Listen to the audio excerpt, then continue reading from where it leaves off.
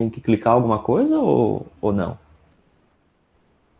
Pois é, não aparece, né? É engraçado, porque aqui quando eu coloco para gravar, ele manda uma mensagem dizendo assim, vai ser solicitada uma autorização, mas na prática nunca acontece.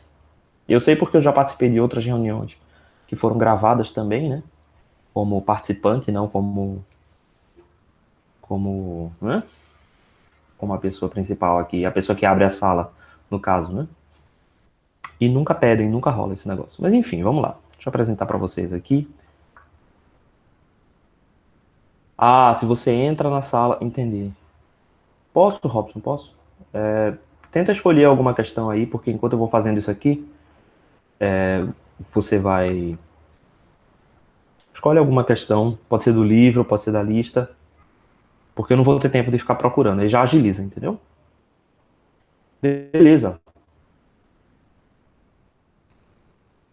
Então, esse arquivo já está disponibilizado para vocês, certo? Como a gente tinha discutido na última aula, esse projeto, né, para a primeira verificação, a gente vai fazer três soluções não analíticas. A gente vai fazer três soluções com os softwares de simulação matemática, né? É engraçado esse nome, simulação matemática, mas é esse o nome que se dá, né, para os softwares que resolvem problemas matemáticos com métodos numéricos, né? E é isso que a gente vai fazer. Então, os softwares mais sugeridos aí seriam, por exemplo, o Octave, que é um software bem simples, né? Apesar de, quer dizer, simples não, né? Ele é relativamente parecido com o MATLAB e consegue realizar muitas funções. Certamente ele consegue realizar as funções que a gente está propondo aqui. Eu já dei uma pesquisada e vi que esse software consegue fazer integração e consegue fazer derivação numérica. Então, isso é a única coisa que a gente precisa, basicamente, para a gente fazer essas atividades. O MATLAB, com toda certeza, consegue fazer, mas o MATLAB, né, exige uma licença, ou tem licença para estudante, né? Então, tem aí como você conseguir uma licença gratuita por algum tempo. Então, isso pode ser uma solução. Um outro software que é muito interessante também é o MATCAD, que é um pouco diferente, porque ele não funciona nessa lógica de linha de comando, como funciona o MATLAB e o Octave, né? Esses dois, eles funcionam como linhas de comando, então você tem que digitar suas linhas de comando e ele vai executando como se fosse um código normal em C ou em qualquer outra linguagem, só que a linguagem é o MATLAB. No caso do MATCAD, como o nome já diz, né? Ele é meio que uma disposição estilo CAD mesmo. E a relação entre as equações ela é um pouco diferente. Eu gosto muito desse software, mas também ele é pago, né? Mas todos eles se baseiam na mesma premissa de fazer análises com matemática utilizando métodos numéricos. Beleza, então o que a gente vai ter? Como a gente tinha discutido na última aula, o projeto vai ter três aplicações. Cada aplicação vai ter três problemas, certo? Vocês vão ter que resolver um problema de cada aplicação. Estão entendendo? Então a gente vai ter a primeira aplicação, que é a lei de Coulomb, a segunda aplicação vai ser a lei de Gauss, e a terceira aplicação vai ser a equação de Laplace barra Poisson. São as três importantes aí para o nosso curso, certo? Então, da primeira aplicação, lei de Coulomb, vocês têm três opções. Aí você escolhe uma das três opções para realizar. A mesma coisa para a lei de Gauss, a gente tem três aplicações, e a mesma coisa para a equação de Laplace. Na lei de Coulomb e na lei de Gauss, eu tentei fazer da seguinte forma: colocar uma aplicação em cada sistema de coordenadas, né? Sistema cartesiano, sistema cilíndrico e sistema esférico. Mas tenham em mente que nem sempre o sistema cartesiano vai ser o mais fácil de resolver, tá? Porque às vezes ele tem mais faces, então por ter mais faces significa que o seu problema total vai ser maior do que resolvendo em esféricas, por exemplo, que você só tem uma face, né? Então aí pense nessa situação também quando você for escolher. Mas eu vou deixar para vocês esse critério de escolha livre por duas razões. Primeiro, porque os problemas têm níveis de dificuldades diferentes. Então, você pode ajustar a sua escolha com o desafio que você está interessado em fazer, certo? Então, dos desafios que eu vou colocar, o que você tiver mais interessado é aquele que você vai fazer. Então, se você quiser um desafio um pouco maior, você pode escolher um projeto um pouco mais difícil, ou se você quiser uma coisa mais simples, você também pode resolver mais simples. Então, eu vou deixar essa escolha a critério de vocês. E a segunda questão pela qual eu acho interessante fazer isso é porque, apesar de eu estar propondo esses métodos e eu acredito que todos eles são de fácil resolução, pode acontecer de surgir alguma coisa que complique muito. Então, eu não quero deixar como obrigatório nenhum deles, né? Então, se um deles você tiver muita dificuldade, você pode ir para outro e tentar resolver um outro. Então, dessa forma, eu crio algum grau de liberdade para a gente lidar com problemas grandes que possam acontecer quando a gente resolver esses problemas. Mas, de antemão, já digo que nenhum deles tem um problema tão sério assim. O que é que vocês vão ter que me apresentar? Vocês não precisam, nesse projeto, fazer uma introdução sobre o que é o eletromagnetismo. Não precisam dizer o que é a lei de Gauss, o que é a lei de Coulomb, matematicamente descrever isso de novo. Não é necessário, mas vocês precisam botar uma pequena descrição do problema, certo? Então, o problema está descrito aqui para vocês, vocês colocam. Isso seria uma espécie de introdução, tá? Então, para cada um dos 3 problemas que vocês escolherem, vocês vão colocar uma descrição do problema que você tem que resolver. E aí, logo em seguida, você põe uma descrição do método que você usou para resolver esse problema. Isso é uma descrição do código. Descrição do código / descrição do método que você utilizou. Certo? Então, ali você vai dizer, tipo, eu criei um vetor e esse vetor está guardando essa informação e eu criei um laço, esse laço está fazendo esse somatório, ou esta integral, ou esta operação. E aí você vai descrever o que é que você está fazendo para atacar esse problema, certo? É óbvio que é interessante vocês colocarem o código, mas esse código pode vir num anexo. Ou seja, no final do seu projeto, você anexa o código que você utilizou. Ou no caso do MATLAB, você pode anexar o arquivo M. No MATCAD, você pode mostrar um print da tela, né, um print do CAD que você usou. Aí vai depender de como que você vai resolver esse problema. Mas essa descrição do código não é somente copiar e colar o código que você usou, certo? Eu não vou estar aqui avaliando o código, se o código que você usou é mais eficiente ou não. O que eu vou avaliar é se você sabe resolver esse problema com um software de soluções matemáticas, né? Então, eu vou precisar que vocês descrevam o código. E, por fim, vocês têm que mostrar a resolução dos casos propostos. Então, todos os casos aqui vão ser assim, dado uma distribuição de cargas ou dado um potencial elétrico, obtenha tal outra coisa. Obtenha um campo elétrico, obtenha o potencial em todo ponto do espaço, obtenha, enfim. Então, isso vai gerar respostas gráficas, certo? Então, essas respostas gráficas, vocês vão me apresentar em gráficos, certo? E aí tá descrito em cada um. Podemos explicar mais rapidamente as partes mais simples do código. Não, Robson,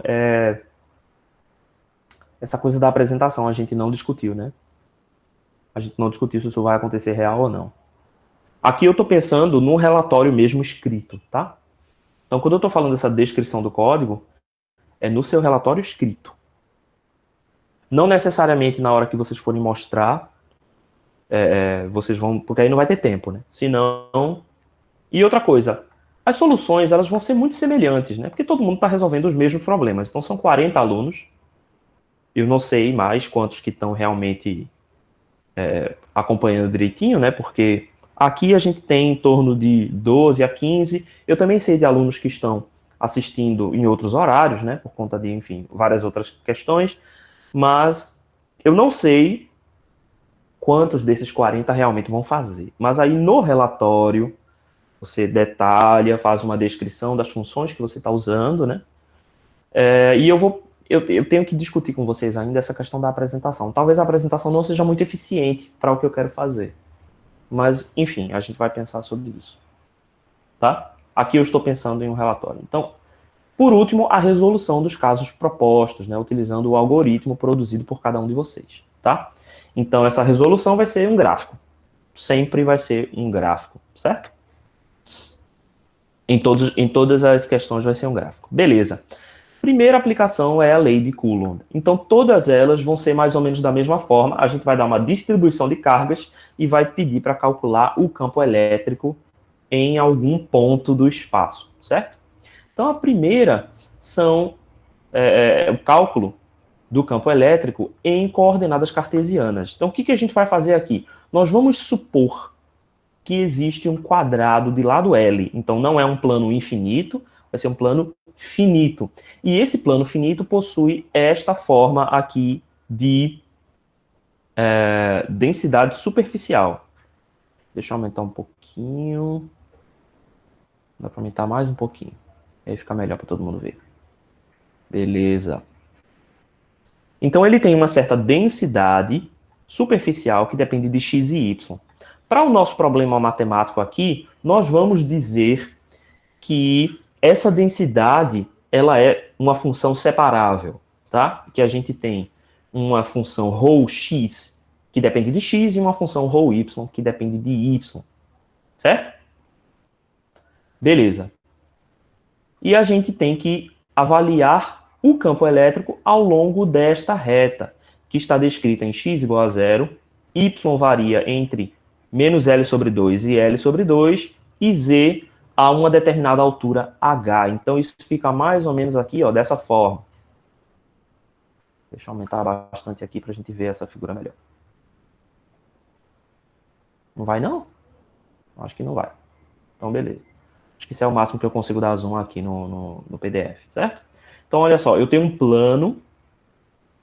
Esse plano vai de menos L sobre 2 até mais L sobre 2. E eu quero avaliar quem é o campo elétrico aqui ao longo dessa reta. Certo? O campo elétrico deve ter componentes apontando em Z, mas ele pode também ter componentes apontando em X e componentes apontando em Y, né? Porque essa função aqui não necessariamente é simétrica. Então, vamos aproveitar esse caso aqui para a gente falar primeiro de uma coisa que é a malha. Então, em problemas que a gente resolve computacionalmente, nós temos a seguinte situação, né? Se uma função f de t ela é uma função contínua, vamos dizer que ela seja, assim, por exemplo, uma função do seno, quando eu vou transmitir essa função para uma máquina, ela vai se tornar uma função discreta no tempo, né? F de t. E essa função f de t, ela vai ter uma certa amostragem, uma taxa de amostragem. Então, por exemplo, eu vou pegar esse valor aqui, depois esse valor aqui, depois esse valor aqui, depois esse valor aqui, e assim sucessivamente. Eu vou ter uma certa amostragem da minha função no tempo. O que implica que a minha representação de f de t, aliás, deixa eu colocar aqui, f de t discreta no tempo, vai ser algo mais ou menos assim. A gente vai considerar que aquela função permaneceu com aquele mesmo valor ao longo de um certo tempo t.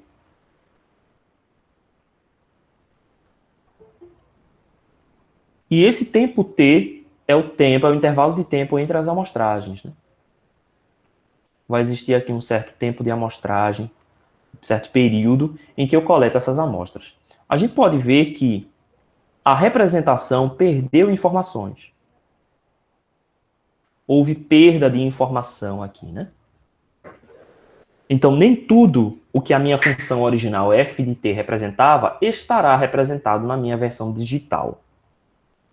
No entanto, é fácil a gente ver que quando a gente tem um tempo de amostragem maior, vamos dizer que eu tenha o dobro do tempo de amostragem. Então, qual seria a minha função? Vou desenhar ela em azul aqui, ó. Ela viria por aqui, aí tem mais uma amostragem.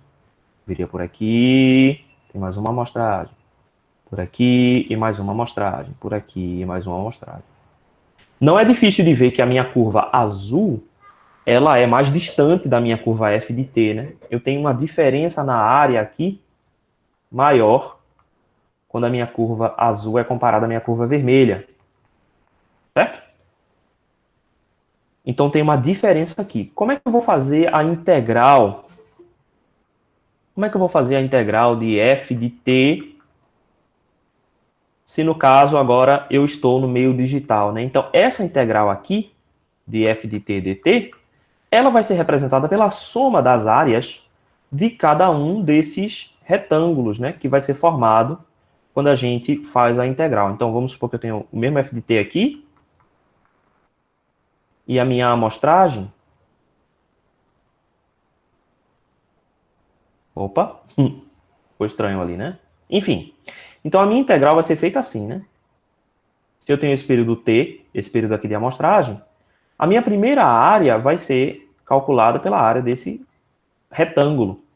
A minha segunda área aqui vai ser calculada pela área desse segundo retângulo. Pela área do terceiro retângulo. Então, no meio digital, eu não tenho como fazer uma integral normalmente. O que eu tenho que fazer é o seguinte. Eu vou fazer um somatório de cada valor aqui dessa função. Então, esse cara daqui é f de 0, o cara daqui é f de 1. E isso aqui é um vetor, certo? F de 2, f de 3.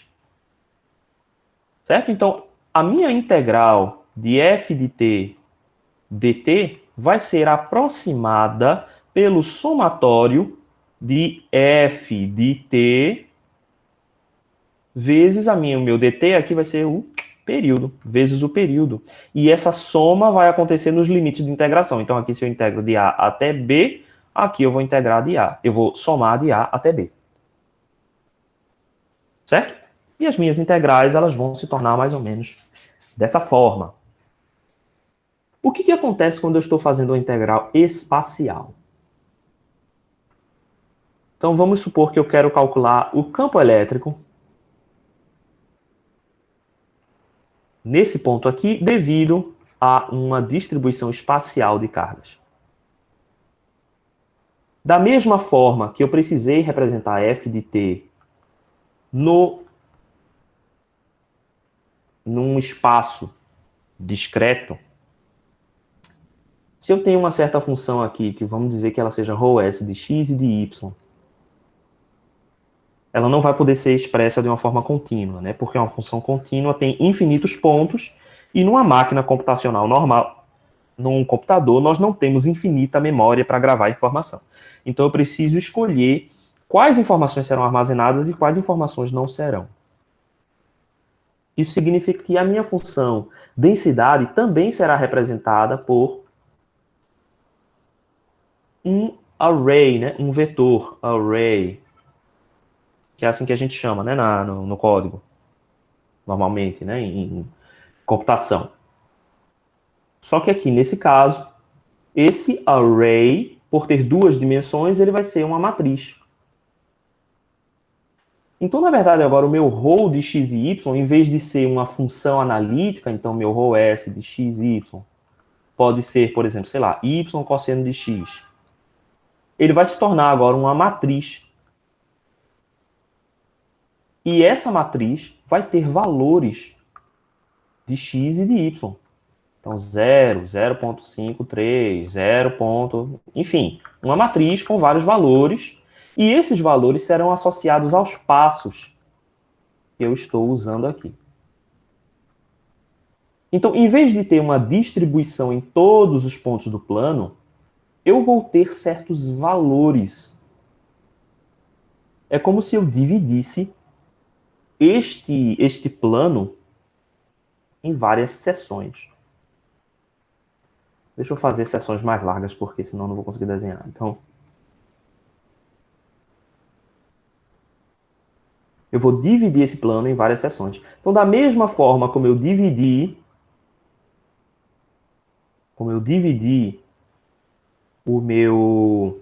a minha função no tempo, eu também posso dividir a minha função no espaço. E eu vou atribuir aqui, ó, a esses valores, vamos dizer que aqui eu esteja no plano cartesiano, né? Então aqui eu tenho x, y e z. Então aqui, ó, se eu estou variando aqui no meu eixo x, esse ponto aqui seria o ponto 0, Esse ponto aqui seria o ponto 1, e esse ponto aqui seria o ponto 2. E aqui menos 1 de x, menos 2. Então, quem é que vão ser aqui os meus valores, certo? Para toda essa área aqui, eu vou considerar que existe um certo ρS constante dentro dessa área. Para uma outra área qualquer, eu vou supor que existe um ρS constante. E esse ρS aqui vai resultar na minha matriz. Aqui a minha matriz vai ter, ó, 1, 2, 3, 4 linhas, 1, 2, 3, 4, 5, 6, 7 colunas. Então, se eu estou dividindo o meu plano em 7 colunas e 4 linhas, eu tenho aqui 28 valores de ρS que vão ser dispostos em uma matriz. Como é que eu gero essa matriz? Eu gero através da minha função analítica. Então eu vou dizer que aqui, ó, eu posso aproximar o meu ρS do valor central. Então quem é que eu vou atribuir? Vamos supor que o zero do y esteja aqui. Então aqui eu tenho 1, 2, 3, 4. Quem é que eu vou atribuir a este valor de ρS constante aqui neste ponto do plano, né? Eu posso fazer uma aproximação e dizer que o meu ρS no plano inteiro é igual ao ρS no centro dessa região. Ok? Então, no centro dessa região, quem é que vai ser a minha função analítica?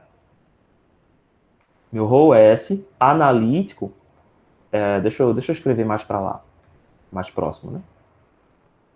Esse meu ρS constante vai ser igual ao meu ρS analítico no centro desse espaço. Então, eu estou entre 0 e menos 1 em x, né? Então, vai ser menos 0,5 em x. E em y eu estou entre 3 e 4, então 3,5.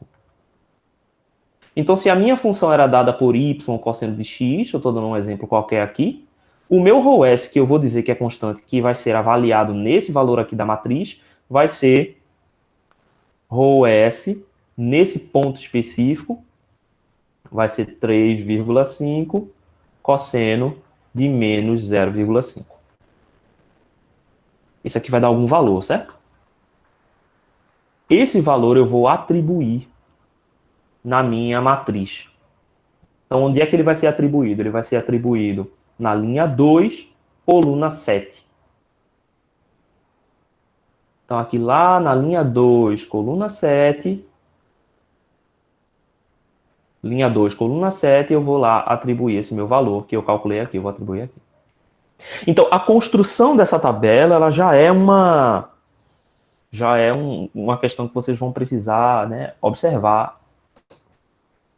Felizmente, isso aqui é mais fácil do que parece, porque todo esse processo, ele acontece, pelo menos eu sei que acontece assim, né, no MATLAB. E no Octave deve acontecer também. Eu nunca usei o Octave, mas eu sei que quando a gente define uma matriz, a gente já pode fazer isso aqui de maneira bem automática. Mas é só para a gente entender o que está acontecendo aqui. Ele vai pegar um valor médio e vai supor que em todo esse espaço aqui, o valor é constante. Beleza. Como é que agora a gente vai fazer a integral, né? Porque qual é a integral que a gente está fazendo aqui? Então, deixa eu apagar. Qual é a integral que nós estamos fazendo para encontrar o campo elétrico?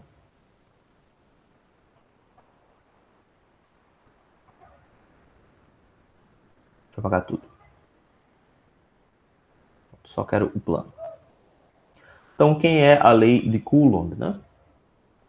A lei de Coulomb diz que o campo elétrico é igual à integral. Aqui, ó, nós estamos fazendo a integral da carga, né? Então, a integral desse plano aqui. Então, vai ser ρS integral 4π ε0 vezes a minha distância, né? Então, quem é que vai ser a minha distância? x menos x' sobre o módulo de x menos x', né? Elevado ao cubo, aliás, sem o 3 sobre 2, o módulo elevado ao cubo, né? E essa integral aqui, como eu estou integrando numa superfície, ela vai ser uma integral em ds. Veja, o valor de x, aqui esse meu vetor posição, né, é o ponto onde eu estou avaliando o meu campo elétrico. Então vai ser essa posição aqui. Certo? O meu x' é a posição da carga. Então, é esta posição aqui onde eu estou integrando neste quadradinho. Só que esse meu quadrado, ele tem um certo comprimento que não é infinitesimal, né? Então, o que eu vou fazer? Eu vou considerar novamente o meu ponto médio como sendo o meu ponto de integração na carga, né? O meu ponto x'. Então, quem é que vai ser o meu x' aqui? Em x ele vai ser igual a menos 0,5, então menos 0,5 AX mais 3,5 AY. Certo? Então, esse aqui vai ser a posição da minha carga. Eu vou considerar que esse plano inteiro aqui, ó, é uma carga pontual que está no centro desse plano. Beleza. E o meu x é o ponto de avaliação, né? Então, ok. Com esse valor aqui, ó, eu consigo fazer essas subtrações e consigo fazer esses cálculos, tá? 4πε0 é constante, ρs vai ser determinado daquela forma. Então, quem é que vai ser o meu campo elétrico? Meu campo elétrico vai ser igual a um somatório em x e y, né, para todos os valores aqui de x e y. Então, eu vou varrer isso aqui, ó, na matriz, certo? De ρs de x e y sobre 4πε0 vezes minha posição atual de verificação menos o x', esse x' varia com x e y, dividido pelo módulo de x menos x' ao cubo. E quem é que vai ser o meu ds? Meu ds... Oxi, viagem, vamos lá. Campo elétrico. Vai ser esse somatório vezes quem é o meu ds? Meu ds vai ser a área dessa região aqui. Vai ser a minha área. Por quê? Porque eu vou ter aqui, ó, uma certa variação em x, em y, né? Ele tá deitadinho assim. Então aqui é x e aqui é y. Eu vou ter uma variação em y e vou ter uma variação em x. Então a minha área de um elemento, como esse elemento vermelhinho que está aqui, ela vai ser ΔX, ΔY. Eu posso trocar essa área por ΔX, ΔY. Que, se você fizer as coisas direitinho, isso aqui vai ser uma constante e pode sair desse somatório, né? Então, o que vocês têm que resolver é esse cara daqui. Sim, Robson. Esse somatório aqui, como é um somatório de duas variáveis, ele tem que ser somatório do somatório, em x e em y. O que no seu código vai representar um laço e outro laço. Você vai ter que fazer isso com dois laços, certo? Agora, o que acontece? No problema original, vamos dar uma olhada lá, eu pedi para vocês determinarem o campo elétrico em todos os pontos desta reta, certo? Então, vocês estão vendo que essa reta é composta de vários pontos, né? No caso, na dimensão contínua, né, seriam infinitos pontos, mas aqui, como nós estamos resolvendo dentro de um computador, então isso implica que eu não vou calcular o campo elétrico em todos os pontos. A própria reta onde eu vou verificar o valor do campo elétrico vai ser também dividida. em vários pontos. Então, você vai ter que calcular E para cá, E nesse ponto, o campo nesse ponto, e aí vamos dizer que o campo aqui sofre uma variação, enfim. Então, eu vou ter que fazer um outro laço aqui, ó. Aqui vai ter um outro laço. Porque este cálculo aqui é o cálculo para o campo elétrico em um único ponto. Como eu quero calcular o campo elétrico ao longo de uma reta, eu faço um outro laço. Então aqui o meu laço vai ser, ó, o E de Y vai ser igual a esse aqui. Então ainda vou fazer um outro laço com Y, também com Y. Todo mundo entendeu a premissa que a gente está fazendo aqui? Isso é bem importante, porque se não compreender o que está acontecendo aqui, aí é bem problemático. Tem que tomar cuidado para não se confundir, de verdade. Certo? Mas aí, isso que nós estamos chamando aqui, essa divisão, é o que a gente chama de malha. Dá para entender por quê, né? A gente está fazendo aqui um recorte, né? Um recorte desse espaço em quantidades discretizadas. Obviamente, quanto maior é o seu número de elementos aqui, menor é o erro associado a essa integral. Então, tenha isso em mente. Da mesma forma que quando a gente avalia, né, um sinal no tempo, quanto mais amostras a gente tem, mais fiel fica o nosso resultado. Aqui a mesma coisa acontece. Quanto mais fina é a malha, então o nosso resultado é mais próximo do resultado ideal que a gente espera.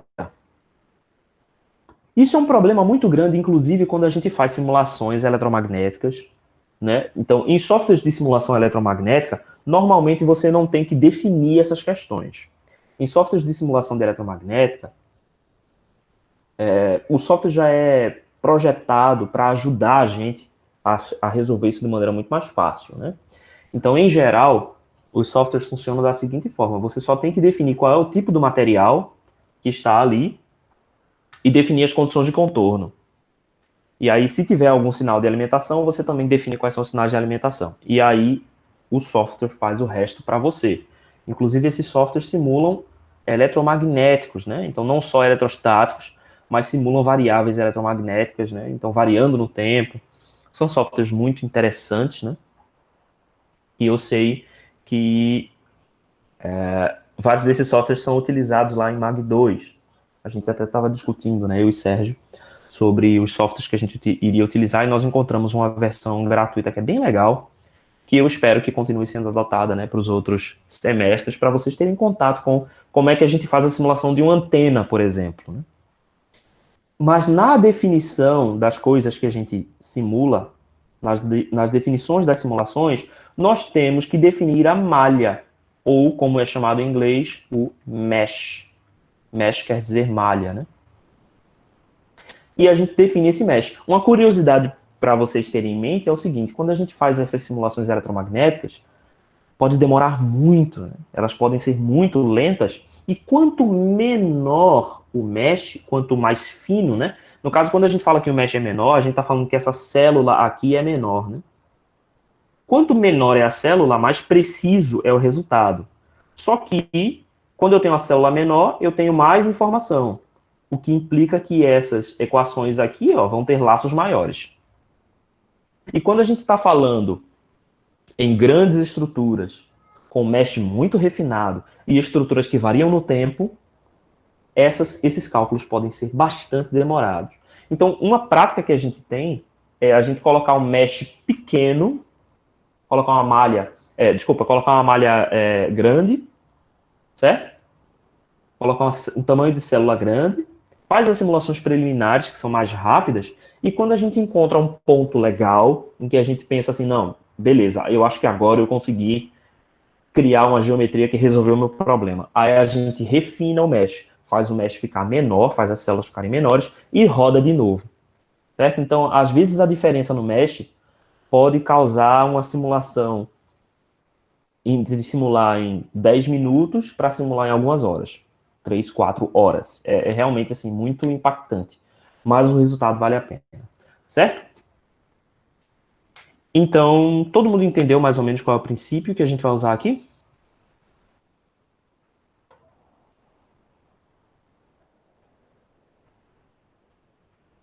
Beleza. Tranquilo. Então, esse é o primeiro problema. Opa, cadê meu PDF? Tá aqui. Esse é o primeiro problema. Então, a gente vai dar uma distribuição aqui e vai obter a distribuição nesse ponto E. Eu sugeri aqui para vocês algumas opções dos parâmetros, tá? Obviamente que essa solução, a dificuldade da solução, não está na escolha da função, ρx ou ρy.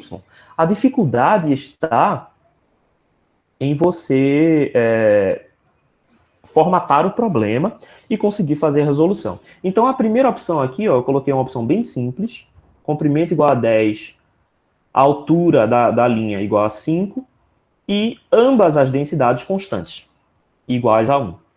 Porque aqui você consegue fazer a verificação do seu resultado.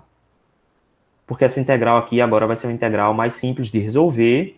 Então, com essa primeira resolução, que é a resolução A, você consegue validar o método e dizer assim, não, a curva que a gente obteve é parecida com a curva que eu espero de um problema como esse. Se você conseguir validar o seu método com a resolução A, e aí você vai fazer na mão e dizer o resultado foi parecido, então aí você está apto para fazer a simulação de coisas um pouquinho mais complexas, tá? Então eu coloquei aqui um cosseno, um seno e depois a multiplicação do seno pelo cosseno. O resultado, obviamente, vai ser um campo elétrico que varia ao longo de y, né? E esse campo elétrico pode ter 3 componentes. E essas componentes... Cadê? Onde é que tá? Aqui. Então, quais são as variáveis de entrada? As variáveis de entrada são o comprimento da folha, a altura h, onde está a linha, e as densidades ρ de x e ρ de y, certo? Ok. Quem é que vão ser as variáveis de saída? As 3 componentes do campo elétrico, EX, EY e EZ. Vocês podem representar esse gráfico da maneira que vocês acharem legal. Robson, eu não vou colocar para calcular o erro, não. Sabe? Eu acho que não é tão necessário. Ainda já é um problema complexo o suficiente. Já vai quebrar muito a cabeça de vocês. Certo? Não vai precisar calcular o erro, não.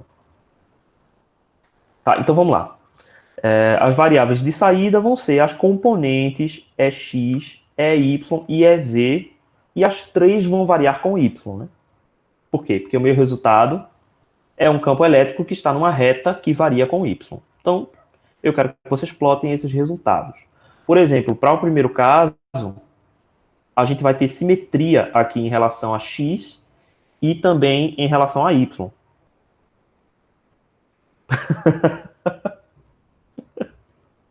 Barra ban, beleza. Vamos lá.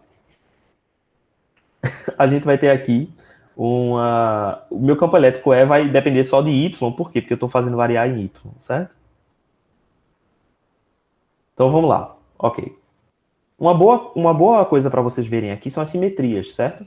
Então em alguns desses casos aqui nós temos simetria em X, em outros casos nós temos simetria em Y. Que diferença isso faz no campo elétrico E? Isso é uma coisa interessante de ver. E vocês vão ver isso.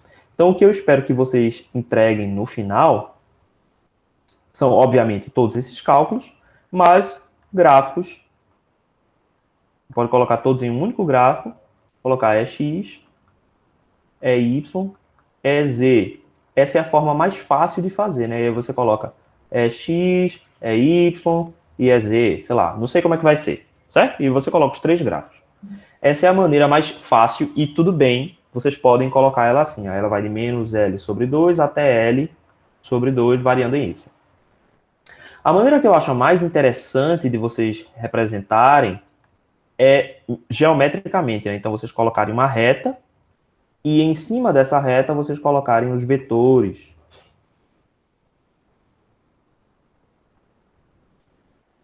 Não sei como é que vai ficar, né? Porque a gente tem uma ideia das linhas de campo que estão cruzando ali naquele ponto. Certo? Então, essa representação aqui eu acho bem legal. Mas pode ser que dê trabalho, porque aí eu não sei quais são as capacidades de representação geométrica de cada um dos softwares, tá? Então, para esse problema, vocês podem representar elas assim. Beleza? Deixa eu mostrar para vocês quais são as outras alternativas para esse mesmo problema, tá? Então, as outras alternativas são aplicação de coordenadas cartesianas. Então, é o mesmo problema, só que agora, em vez de colocar a distribuição num plano, a gente está colocando a distribuição em uma reta. Então, na reta aqui que passa pela origem, é um trecho, é uma parte do eixo Z, certo? Que vai de 0 até H, existe uma densidade linear. Então, aqui, oi, desculpa, João, para cada resolução daquela ou aquelas resoluções são a que devemos escolher para aplicar. Certo, veja só. Eu estou mostrando aqui uma segunda aplicação que é a lei de Coulomb de novo, certo? Você não vai resolver as duas. Até pode, se você quiser. Mas para a prova, eu estou colocando para vocês escolherem uma, certo? Então aqui a gente tem aplicação 2. Então você vai escolher 2.1, 2.2 ou 2.3. Para a aplicação 3, você vai escolher 3.1, 3.2 ou 3.3. Para o último caso, você vai escolher 4.1, 4.2 ou 4.3. Mas você tem que resolver uma questão de lei de Gauss, uma questão de lei de Coulomb e uma questão de equação de Laplace, tá? Ou Poisson. Beleza. Então aqui a gente vai ter uma ρS aqui. A gente vai ter uma densidade... Desculpa, ρS não, ρL. A gente vai ter uma densidade linear de cargas entre 0 e H. As sugestões estão aqui, ó. As sugestões estão aqui. Então, AH. A e H eu estou botando sempre igual, porque, assim, são constantes, então não importa. Isso aqui a gente não precisa ficar mexendo. O interessante é a função ρL mesmo. Então, novamente, a resolução A é uma resolução mais simples, né, que é uma densidade de cargas constante, igual a 1.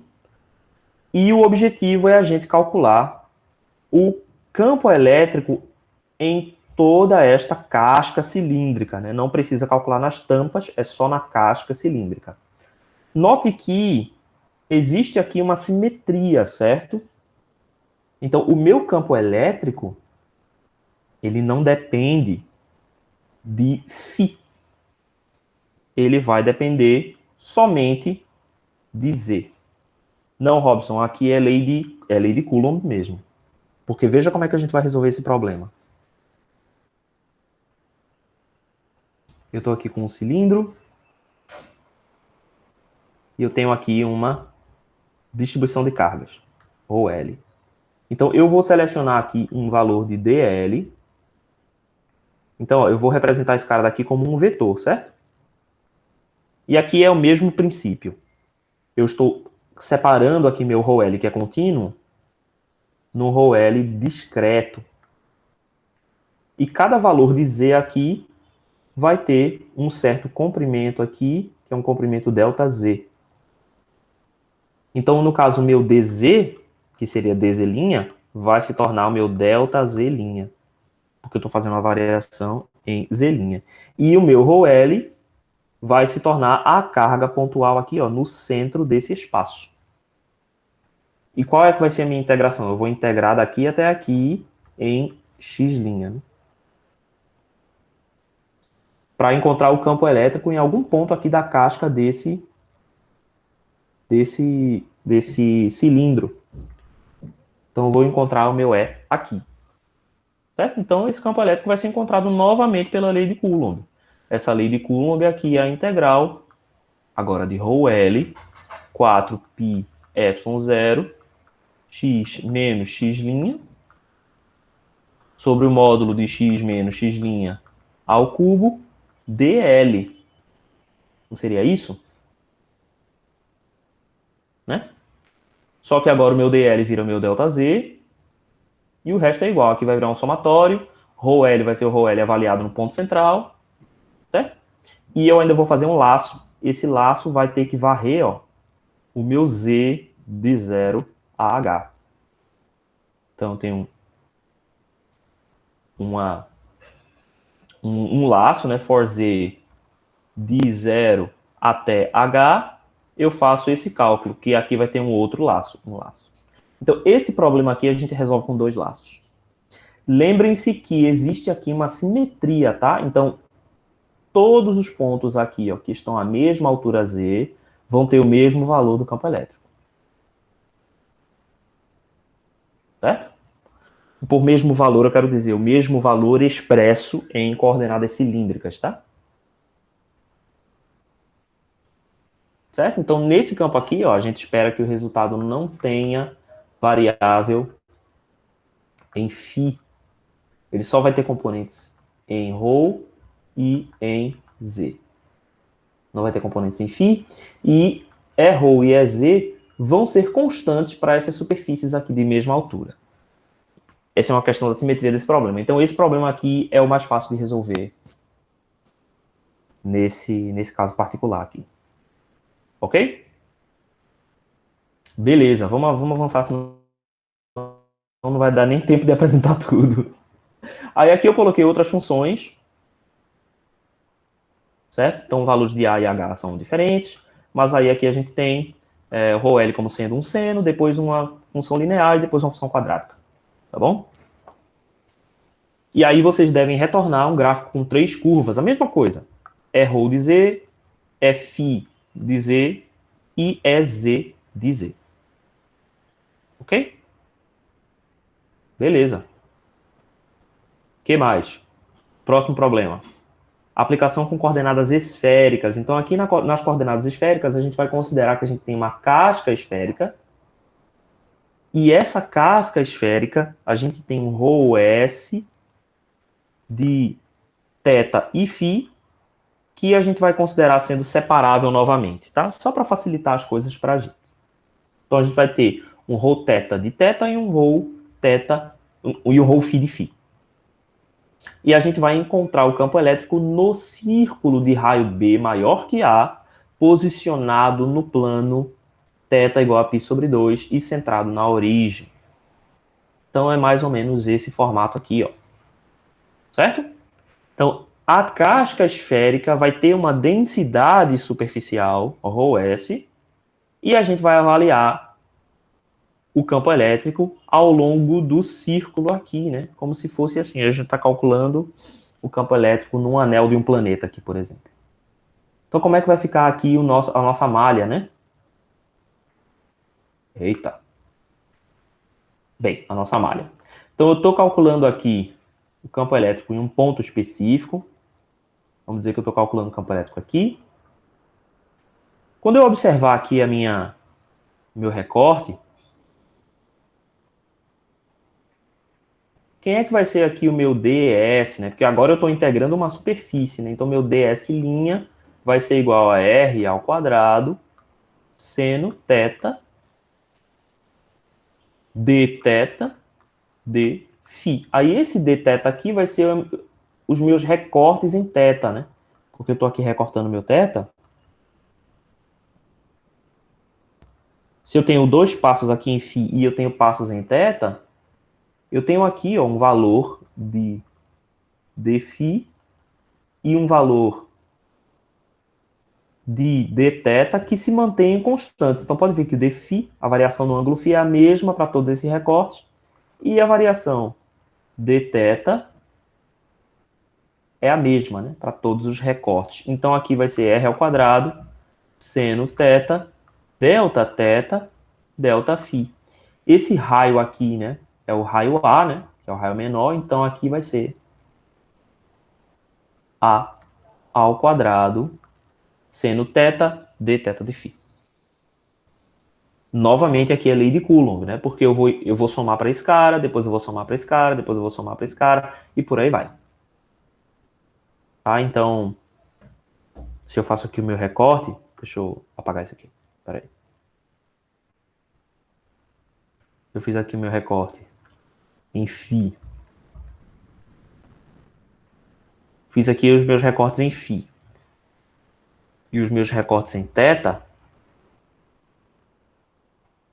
Isso aqui também vai resultar numa matriz, concordam? Só que aqui, geometricamente falando, ela fica uma matriz meio esquisita, né? Mas é a mesma coisa que eu estou fazendo. Eu estou dividindo, eu estou colocando uma malha sobre uma superfície. E eu vou integrar, ó, essa área daqui. Essa área tem esse valor. A ao quadrado seno θ, delta φ. Esse problema, para mim, eu acho ele mais interessante. Pode não parecer, mas a complexidade desse problema, comparado à complexidade do problema de cartesianos, é igual. Tá? A única diferença é que a gente vai multiplicar todo mundo por uma função a mais aqui. Um seno de θ aqui. Então, na hora do laço, tem que prestar atenção nisso. Mas fora isso, tudo igual. Tá? É a mesma coisa.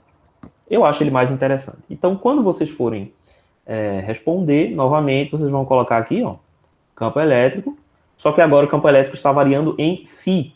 Então, aqui vai ser φ de 0 a 2π, e vocês vão colocar as três componentes. É R, é θ e é φ. Certo? A mesma coisa. Beleza. Aplicações da lei de Gauss. Então, nas aplicações da lei de Gauss, o princípio que eu quero fazer é um pouco diferente. Opa, peraí. É aqui. O princípio que eu quero fazer é o seguinte. A gente vai colocar uma superfície qualquer, fechada, S, né? E dentro de S nós vamos colocar cargas pontuais. Todas com o mesmo valor. O que a gente quer calcular é a prova da lei de Gauss. Então a gente quer provar que a integral do fluxo, né? O fluxo líquido nessa superfície é igual a N vezes Q. Todos os três problemas são esta resolução. Então, nesse caso, nós não vamos ter nenhum gráfico. Para esse segundo problema, nós não temos gráfico como resultado. Nós temos dois valores numéricos. Tenham em mente que, como nós estamos usando uma malha, esse resultado aqui pode não ser exatamente igual, tá? Então, admitam que vai existir um erro aqui, tá? Se esse erro estiver muito grande, você pode reduzir a malha. E aí, reduzindo a malha, vai tender a reduzir esse erro aqui, certo? Eu não faço ideia de quantos por cento vai ser esse erro aqui, mas enfim. Espero que não seja tão grande, ok? Então é isso que a gente quer mostrar.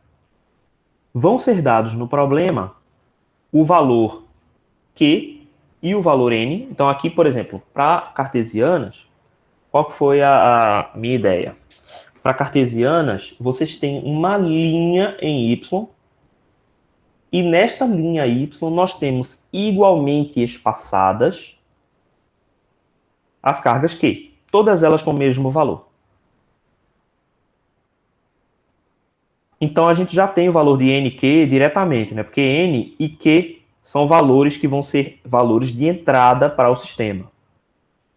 E a gente vai ter um cubo, aqui no caso para coordenadas cartesianas, nós vamos ter um cubo de aresta A. E essa aresta A vai ser maior do que L. Tá? Faltou dizer que essa distância aqui, ó, entre os pontos é L, né? Essa reta tem comprimento L, a reta onde estão dispostas as cargas, ok? Beleza. Então eu vou escolher o valor de A para ser um cubo maior do que L. Não escolham A muito maior do que L, tá?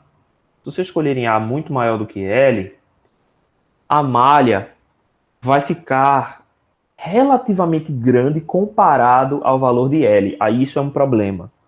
porque a gente perde as nuances aí, né? A gente perde a sensibilidade do problema. Então não façam A muito maior do que L, certo? Beleza. E aí é isso. Você tem que calcular o fluxo. Como é que a gente vai calcular o fluxo? Como é que a gente vai calcular o fluxo elétrico, né? Como a gente tem cargas pontuais, o fluxo elétrico vai ser ds. Então a gente vai nessa superfície encontrar um ds. O ds vai ser encontrado da mesma forma, certo? Então nós vamos recortar isso aqui com uma área. E aqui é aqui que vai entrar é aqui que vai entrar em ação a nossa malha, né? Que a gente divide a malha. Só que a malha agora, em vez de ser na carga, Robson, não é legal fazer A exatamente igual a L, porque a gente vai ter uma carga que vai estar exatamente na interface, certo? Entre a parte de dentro e a parte de fora.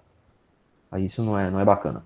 O legal é você criar uma superfície que envolva todas as cargas, tá? Então você pode fazer A ligeiramente maior que L, e é suficiente.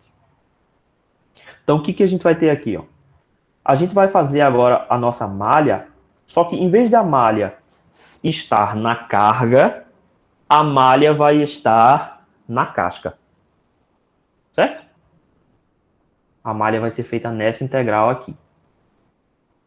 Como é que a gente vai calcular quem é o fluxo aqui? Você vai calcular esse vetor D como sendo um somatório das contribuições de D dado por cada uma dessas cargas. Então, cada uma dessas cargas vai ter uma componente aqui que vai contribuir para um valor total de D. Esse D resultante você multiplica por ds. Então, esse D aqui você tem que obter ele por meio da lei de Coulomb. Tá? Então, na questão da lei de Gauss, na real você também vai usar a lei de Coulomb, certo? Você vai usar a lei de Coulomb para determinar o campo, densidade de fluxo elétrico em todos os pontos da superfície e depois você multiplica este valor de D aqui pelo seu ds. Todo mundo entendeu como é que a gente ataca esse problema?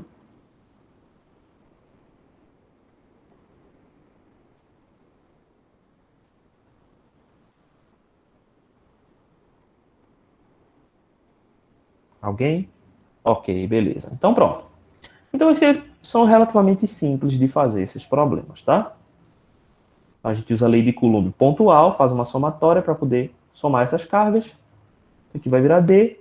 A gente faz a malha de novo e faz essa igualdade, ok?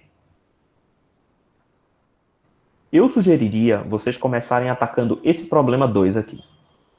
Certo? Esse problema 2 aqui, ele é interessante porque são dois valores que se equivalem, certo? Então você vê logo se acertou ou não. Tá? Pronto. É basicamente isso. E aí as geometrias é que vão ser diferentes para os três casos. Então, no caso de variáveis descritas em cartesianas, a gente tem as cargas n dispostas em uma reta e a gente usa um cubo para fazer essa integração. Tenha em mente que aqui nesse problema nós vamos ter 6 faces para fazer aquela integração, né? Então você vai ter que fazer 6 vezes essa integração. Isso não aumenta a complexidade do problema, mas, enfim, você vai ter que ter mais código. Em coordenadas cilíndricas, o que a gente fez foi, tá mal desenhado, mas eu espero que vocês entendam. As cargas estão dispostas ao longo de um círculo. Esse círculo está na altura z igual a 0. E tem um certo raio. Eu acho que eu coloquei raio A. Raio A. Está descrito aqui matematicamente, então, mesmo que a figura vai dar uma ideia, mas está descrito aqui exatamente como é. Então, aqui vocês vão distribuir essas n cargas e fazer a integral. Nesse caso aqui, tem que existir a integral da tampa, certo? Tem que existir, porque o fluxo líquido vai ser calculado em todos os pontos. Perceba que o meu valor de ds, quando trata-se de um cilindro, ele é diferente. Né? Ele é diferente aqui e aqui. Porque aqui, ó, eu estou fazendo uma variação em φ e em z.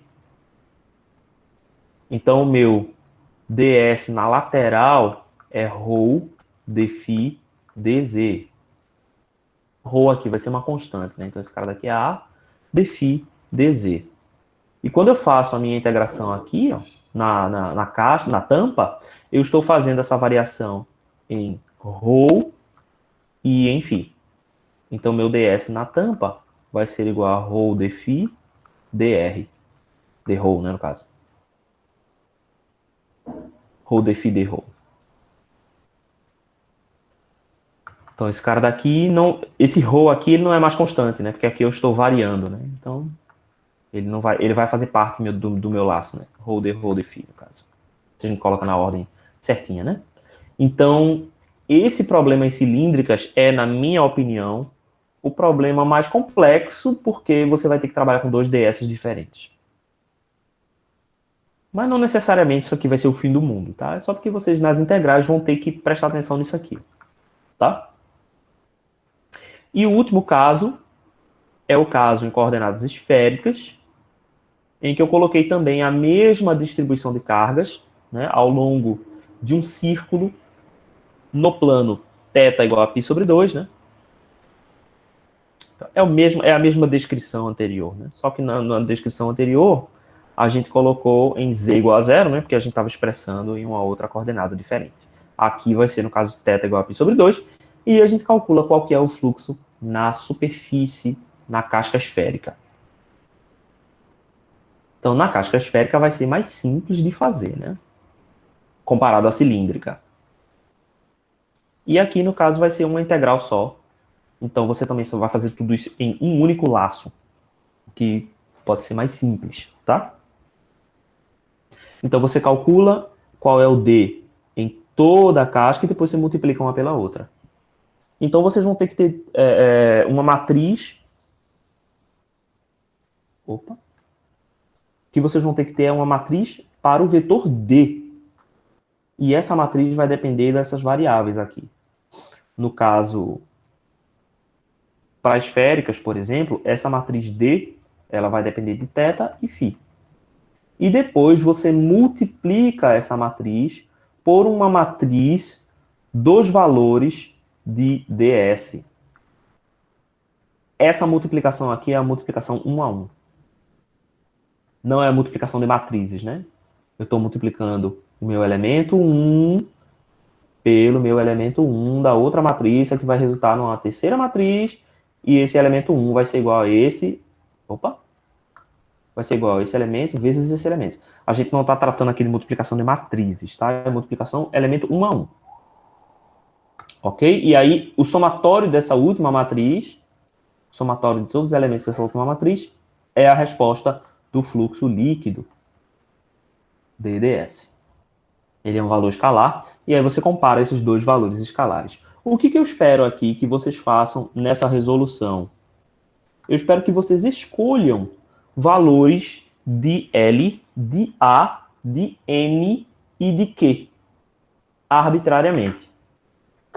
Então eu poderia aqui colocar uma tabelinha com os valores que eu espero, mas eu quero que vocês escolham isso arbitrariamente de forma adequada. E aí na resposta de vocês, vocês podem fazer essa resolução para valores diferentes. Então o que acontece quando eu ponho 2 cargas versus quando eu ponho 10 cargas? O tempo de simulação aumenta, a minha resposta fica mais próxima ou fica mais diferente? O meu erro aumenta? O que acontece quando eu mexo nessas variáveis? É isso que eu quero que vocês percebam nesse problema. Obviamente que o ideal é que vocês consigam um valor próximo, tá? Então os valores aí vão ter erros pequenos, mas o que acontece com N? Será que o erro aumenta com N? Será que o erro aumenta quando eu faço o meu raio B ser muito maior do que A? Brinquem com essas variáveis e vejam o que acontece. Certo? O último caso agora são as aplicações da equação de Laplace. Então, no primeiro caso, o primeiro problema vão ser o desenho, né, das as linhas equipotenciais e do campo elétrico. Então, aqui a gente colocou aquele caso particular que nós resolvemos em sala de aula, né, que a gente tem uma calha que está aterrada em 3 posições e a terceira posição é uma função g de y. A gente viu que a solução geral da equação Laplace é dada por essa forma aqui. Ela é a multiplicação de um seno hiperbólico vezes um seno. Na real, a solução geral ela tem uma combinação linear, né, de seno com cosseno, nos dois casos, né, seno hiperbólico e cosseno hiperbólico. Mas quando a gente aplica esta condição de contorno, resulta nesse caso particular da solução geral, mas aqui a gente vai considerar a solução geral, considerando que g de y pode ser uma função qualquer. Aí a ideia aqui desse problema é para a gente plotar a distribuição de linhas equipotenciais e linhas de campo para g de y igual a seno de nπ sobre b vezes y. Certo? Então, o que são essas linhas equipotenciais, né? Você vai resolver esse problema aqui, vai fazer uma malha.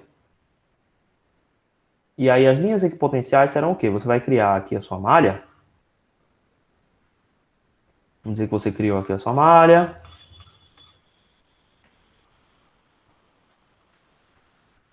Essa malha aqui é a malha de V de x e y, dado por aquela função que já está resolvida ali, né?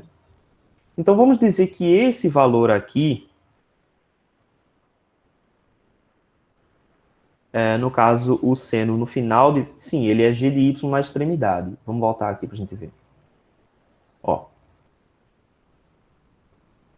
Ele é 0 nas 3 extremidades, mas quando x é igual a A, V é igual a g de y. Então aqui, ó,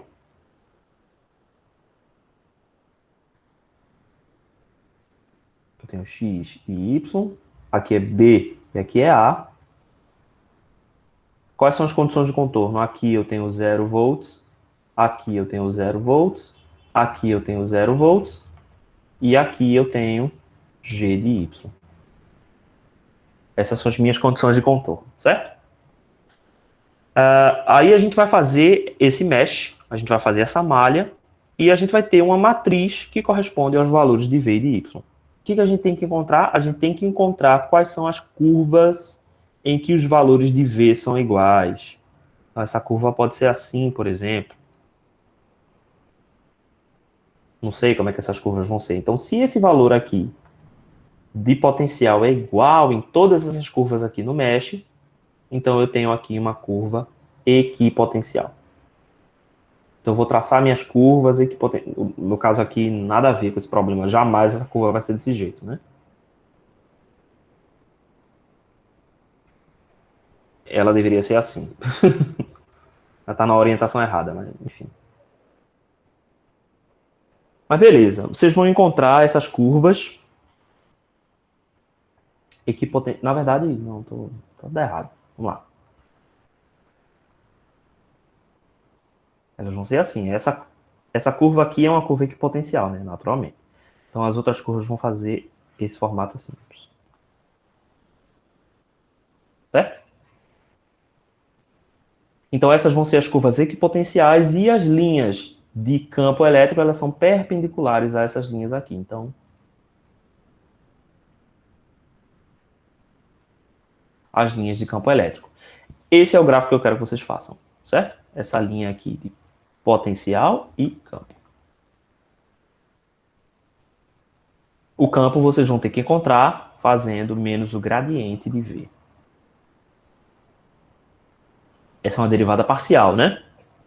Então, como é que a gente faz essas derivadas aqui? Como é que a gente faz essas derivadas? Vamos supor que a gente tem aqui uma função contínua. Se a gente vai fazer a derivada entre dois pontos, a gente não pode fazer essa derivada de maneira analítica se a gente não tem, né, a função original. Então, o que a gente vai fazer aqui é o seguinte. Dado que eu tenho f de t e f de t mais 1, e se eu tenho essa diferença aqui de período t, a minha derivada nesse ponto, del f, del t, vai ser obtida analiticamente. F de t mais 1 menos f de t sobre t. A minha derivada ela não é definida como limite disso aqui, né? Ele é o limite quando t tende a zero, né? Só que aqui eu não tenho como fazer t igual a zero, então eu faço uma aproximação. Eu aproximo a minha derivada por isso aqui. A função v, x, y que o senhor deu, temos... Ah, sim, já li isso aí. Pronto, então a gente vai aproximar a derivada por isso aqui, ó. Certo? Então, vejam só. Nesse problema em específico, nós temos como calcular essas derivadas. Eu não quero que vocês façam essas derivadas analiticamente. O que eu quero é que vocês façam essas derivadas usando métodos matemáticos. Então, vocês vão pegar essa função aqui, vx e y, vão definir uma malha, definir um comprimento do mesh, e aí criar uma matriz v de x e de y, e aí fazer a atribuição dos valores dessa matriz,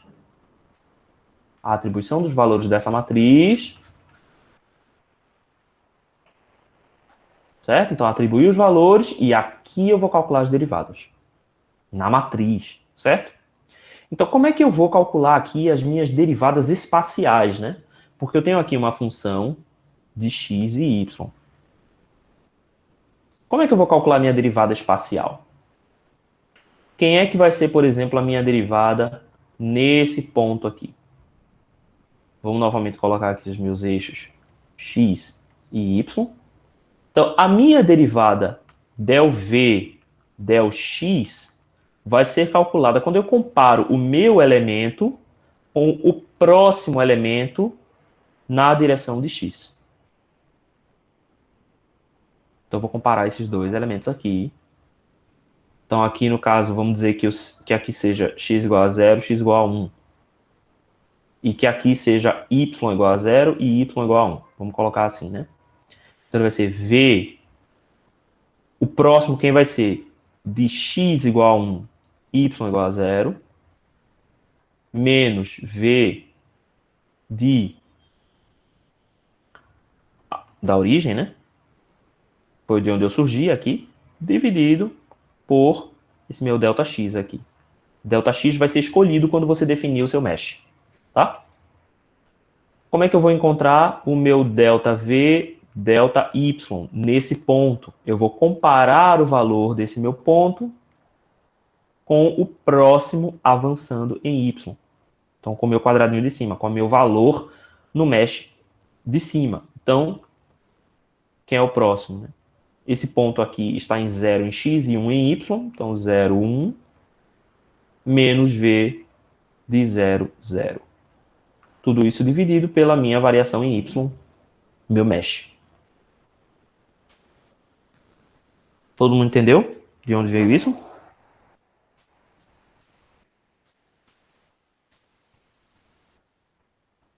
Ok? Beleza. Então, assim a gente consegue obter as nossas derivadas. E aí a gente sabe que o campo elétrico é menos o gradiente de V. Então, esse cara daqui é menos del V, del X, AX, menos del V, del Y, AY. É o gradiente, né? Eu quero que vocês façam essa derivada nesta forma. Tá? Calculando assim. E não calculando analiticamente, tá? E aí a gente conseguiu os valores de campo elétrico. As linhas de campo elétrico vão apontar nas direções de E, né? Vão apontar nas direções de E. Então, vocês podem desenhar essas linhas de várias formas, mas já existem, né, nesses softwares macros para fazer desenhos de campos vetoriais. Então, vocês devem desenhar isso dessa forma. Tipo, em cada ponto, vocês desenham a direção do vetor. Aí isso vai criar um desenho mais ou menos assim, que alude às linhas de campo. Sei lá, qualquer coisa assim, desse jeito, entendeu? Então essas aqui vão ser as linhas de campo. E as linhas equipotenciais vão ser as linhas que são ortogonais, né? A esse, assim, no caso. Então esse é o gráfico que eu espero que vocês façam resolvendo o primeiro problema. Ele é um problema simples, tá? Não é tão complicado, não. Segundo caso. Segundo caso é um caso que eu gosto pra caramba. Eu acho ele bem legal. Mas é criar um algoritmo capaz de verificar se uma função v de x satisfaz a equação de Laplace. Então, basicamente, é você pegar um algoritmo que faça a derivada duas vezes. Faça a derivada segunda aqui desses caras. Só isso. Coloquei aqui três equações, cada uma delas está em um sistema de coordenadas, né? Aqui a gente tem o sistema de coordenadas cartesiano, cilíndrico e esférico. E aí aqui vocês vão ter que fazer uma matriz tridimensional. A mesma coisa vai ter que ser feita. Você vai ter que escolher uma malha, vai pegar essa malha, vai dividir, vai atribuir os valores, e aí você vai calcular as derivadas espaciais, da mesma forma como a gente fez anteriormente, né? Então, do ponto de vista da derivada que a gente tem que fazer, é a mesma que a gente acabou de fazer no item anterior. Tá? Só que agora vocês vão ter que fazer as derivadas nas três coordenadas, tá? Uma diferença que a gente vai ter aqui é a seguinte. Nós não temos aqui limites. A gente não tem limite. Então, vocês vão ter que escolher até onde vocês vão avaliar os limites dessas equações aqui. Então, você vai ter que dizer, essa primeira equação eu vou avaliar de x igual a 0 até 1, de y igual a de 0 até 1 e z de 0 até 1, por exemplo. Você vai escolher um volume, tá? E esse volume vai ter que ser escolhido nos três. Então, aqui em V, para coordenadas cilíndricas, você vai ter que escolher um volume, e para coordenadas esféricas, você vai ter que escolher uma esfera, um volume, enfim. E vai dizer, isso aqui eu vou fazer variar de tanto a tanto. Ok? Dessa forma, você vai colocar aquilo ali no mesh e vai calcular as derivadas. Lembrem-se que aqui, nesse caso particular, quando a gente escolhe um volume, vamos dizer que eu escolhi um volume em cartesianas. Escolhi um cubo, eu defini limites para x e para y. No interior desse volume, num ponto lá dentro do volume, eu tenho toda a vizinhança desse volume para calcular minhas derivadas. Para calcular o meu dv dx, dv dy, dv dz. Mas na extremidade do meu volume, eu não tenho toda a vizinhança. Existe aqui uma vizinhança que está faltando. O que significa que eu tenho problemas de fronteira nesse tipo de problema.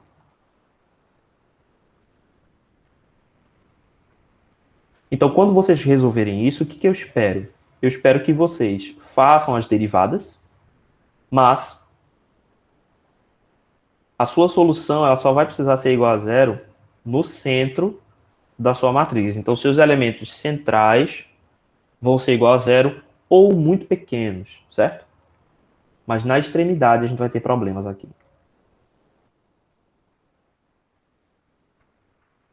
Então é isso que eu espero que vocês mostrem, certo?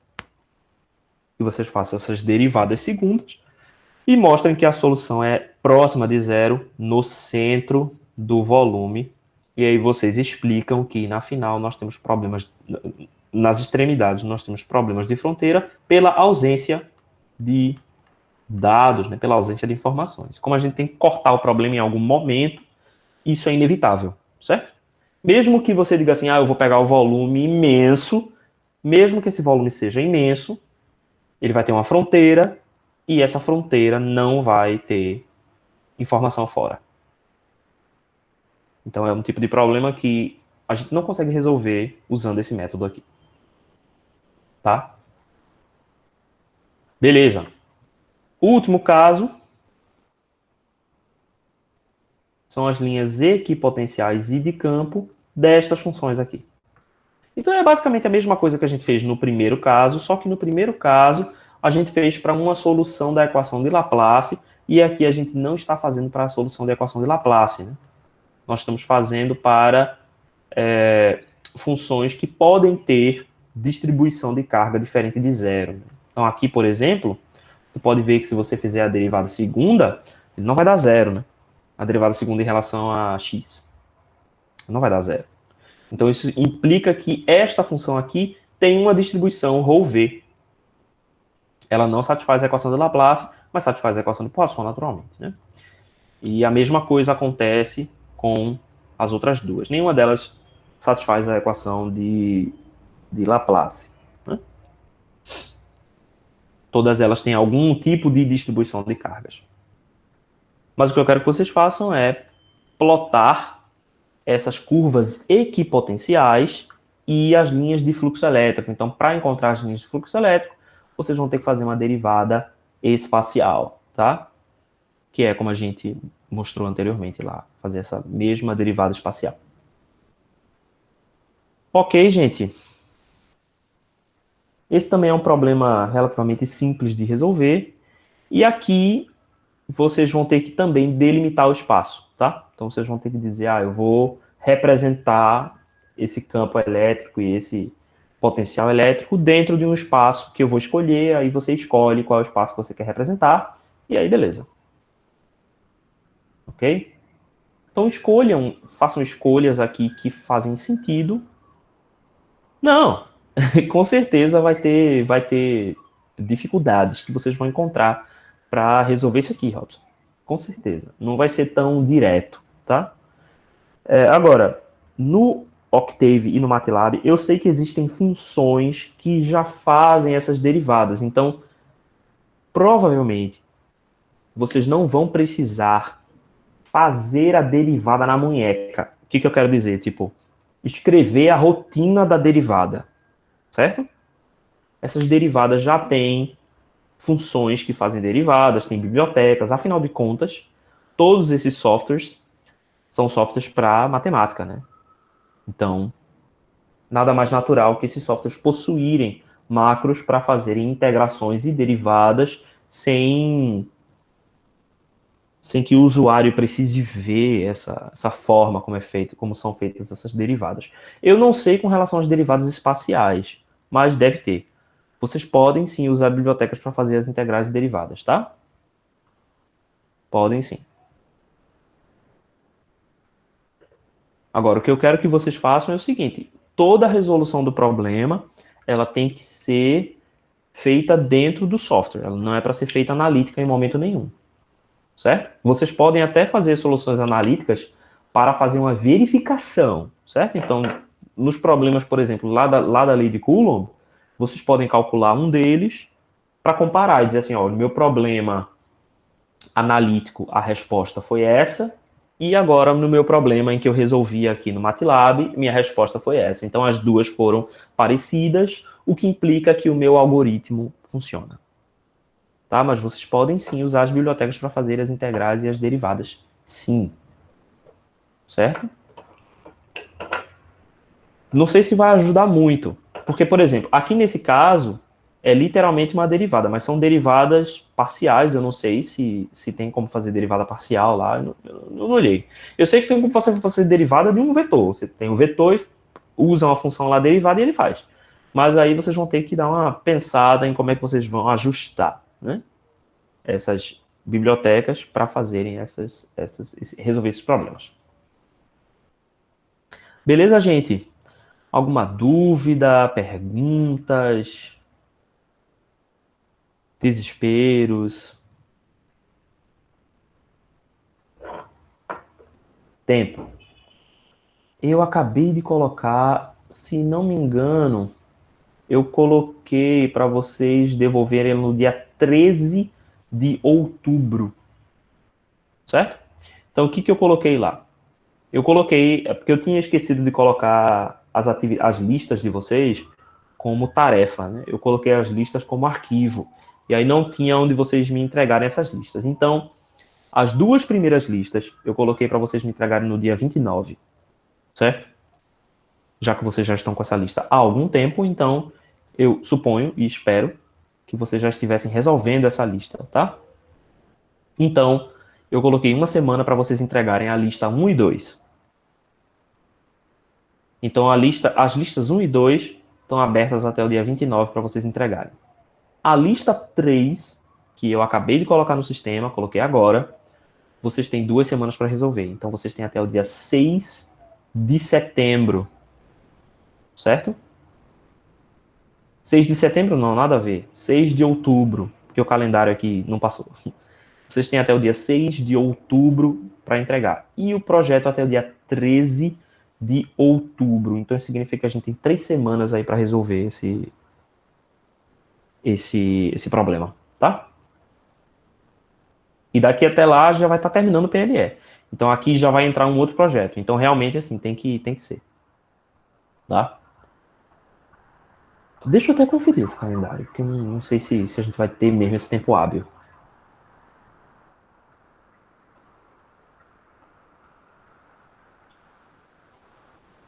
É bom a gente ver, porque senão é problema.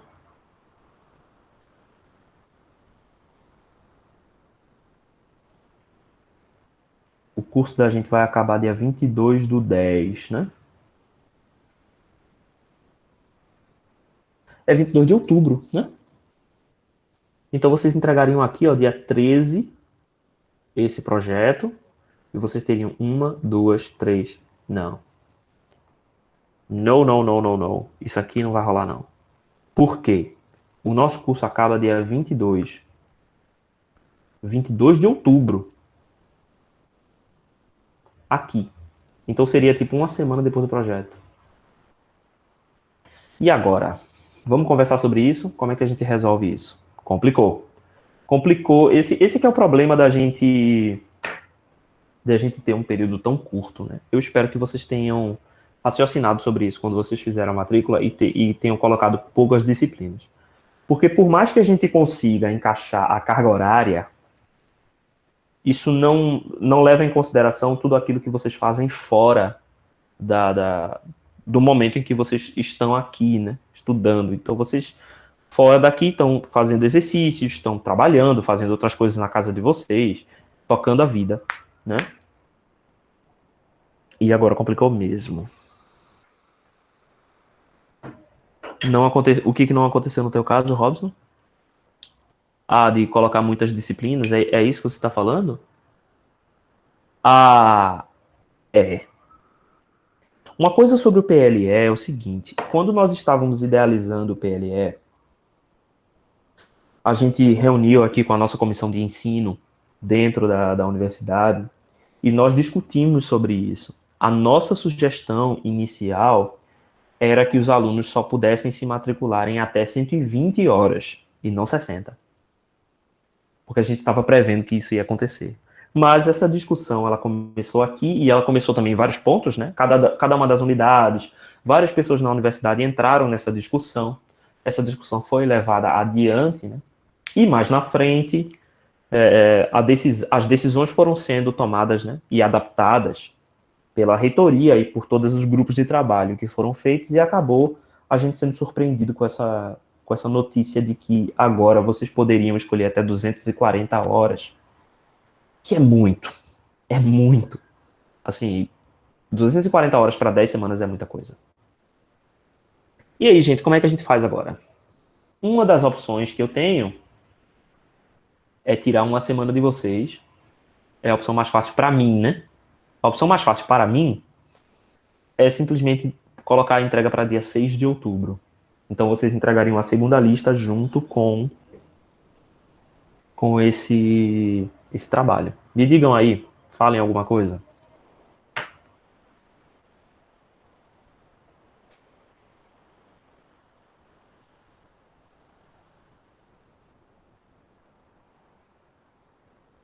Pode ser 8 de outubro.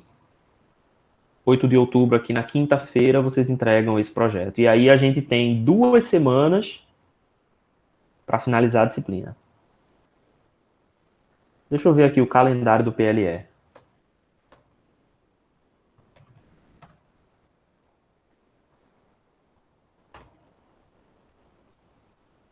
Calendário acadêmico do PLE, que eu vou precisar ver, assim, porque com relação ao conteúdo a gente está em dia. Então isso já é bom. O término do PLE é literalmente dia 23. Realmente eles botaram o calendário aqui bem apertado, mas a gente ainda pode ir, ó. As provas finais aqui, ó, estão para ser dia 3 a 6. É. Não, tá apertado pra caramba. É engraçado porque esse é o período que eu tô mais em dia com o meu calendário e ao mesmo tempo é o que eu tô mais apertado. Porque o calendário em si está apertado. Então, eu acho que vai ter que ser isso mesmo, gente. Eu acho que vai ter que ser dia 8 de outubro, certo? Para vocês entregarem esse projeto. E o outro vai ser por aqui, vai ser nessa semana aqui, 26 a 29. Então, quando a gente tiver aqui no dia 8, eu já lanço o próximo e vocês vão ter 1, 2, 3 semanas, então vai ser 29 por aqui. Eu posso botar pro dia 9, não tem problema não, tá? Eu posso botar pro dia 9. É, tem que fazer o programa, o relatório e tem uma lista para fazer. É bastante coisa assim, Robson. Não, gente, a gente vai fazer o seguinte, com relação aos questionários, eu vou fazer agora o seguinte, certo?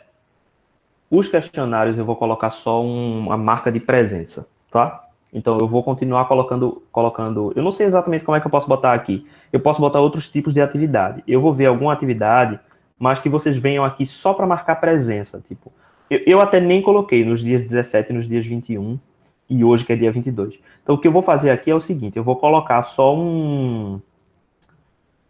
Eu vou colocar um questionário, mas é só para você marcar presença. Dentro você marca. Eu assisti a aula no YouTube ou eu estive presente na aula síncrona. Aí você marca. Bom, eu estive. E aí você responde. Só isso, tá? Eu tenho como reduzir a questão de quantidade da lista. Eu tenho sim. Eu tenho sim. Eu tenho como revisar isso. Agora, essa lista 3, deixa eu ver aqui. Abre? Sim. Quer abrir não? Uma, duas, três, quatro, cinco, seis, sete, oito, nove, 10, 11, 12, 13, 14 questões. Ficou bem no tamanho que eu estava esperando mesmo. Eu vou reduzir essa lista, tá bom? Eu vou dar uma reduzida na lista. Eu vou colocar hoje para vocês uma lista mais enxuta do capítulo 6, tá? Dos outros dois, como já estão, eu vou deixar, porque vocês já estão fazendo, né? Então, eu vou deixar dos outros. Eu vou dar uma reduzida no capítulo 6. Os questionários a gente vai abortar por enquanto, tá bom? Aliás, por enquanto não, a gente vai abortar. Eu vou só colocar um íconezinho onde você vai lá e marca presença. Então, saindo aqui da aula, eu ainda vou botar e depois eu aviso para vocês no grupo, mas eu vou colocar e eu aviso para vocês, digo, botei lá, gente, vão lá marcar presença. Aí vocês entram e marcam presença, certo? Dizendo que ou assistiu o vídeo no YouTube ou, né, enfim, esteve aqui, certo? E a gente faz isso. Eu dou uma reduzida nessa lista. Aqui vou colocar uns 10 problemas só, vou tirar uns 5. Ainda dá para a gente cobrir os assuntos assim. E aí a gente faz o projeto, ok? E a gente continua. Beleza assim, pessoal? Então eu vou ajustar a entrega do. Eu vou ajustar a entrega do projeto. Ativar a edição. Vai, vocês vão ver aqui ao vivo como é que aparece aqui pra gente nesse sistema. Então aqui tem uma data de abertura, data de fechamento. Tava 13, eu vou colocar 9. Beleza? E aí, atualizar. Vazou o sistema dos professores. Beleza. Ok, eu acho que é isso. Mais alguma dúvida? Mais algum questionamento? Eu espero que tenha várias macros que vocês possam usar, tá bom? Temos tempo sim, porque agora são 12h35, temos uns 25 minutos, se não for uma questão muito grande, mas aí eu acho, Robson, que tinha alguém que tinha uma dúvida em alguma questão da lista, alguma coisa assim, né? Não, Eric, não se preocupe não, a gente chora junto. O choro é gratuito, né? A gente chora junto, não tem problema não. Diga lá, João.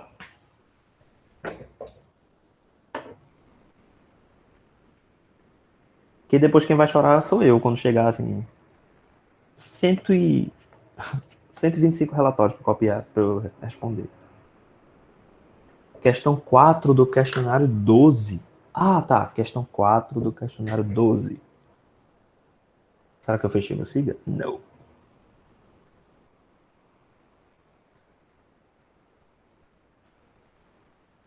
Questionário 12, 12, 12, 12, 12, 12. Vou abrir aqui a versão em PDF mesmo.